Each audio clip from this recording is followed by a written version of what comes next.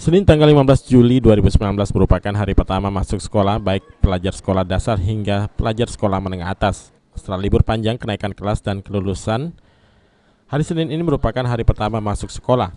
Bagi siswa baru yang masuk sekolah dasar, SMP, dan SMA, hari pertama ini digunakan untuk pengenalan lingkungan sekolah. Seperti di SMA Arinda Jalan Angkatan 45, yang menggunakan hari pertama masuk sekolah untuk masa pengenalan lingkungan atau orientasi sekolah, khususnya bagi siswa kelas 10 atau kelas 1. Wakil Kepala SMA Arinda Julius mengatakan, hari pertama masuk sekolah diprioritaskan untuk siswa-siswi baru kelas 10 sebagai media pengenalan lingkungan sekolah atau orientasi sekolah. Orientasi sekolah dilakukan sesuai dengan pedoman Diknas. Masa pengenalan sekolah bagi siswa-siswi baru dilakukan selama 3 hari dengan materi dari guru dan OSIS SMA Arinda.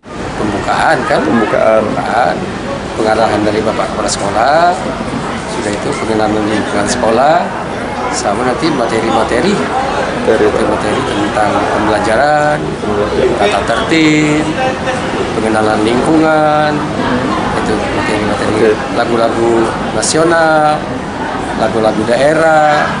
Ya. Jadi Mas Arinda dalam masa orientasi sekolah sendiri dilakukan berapa hari, Pak? 3 hari. 3 hari, Pak. Mardiansyah, PAL TV.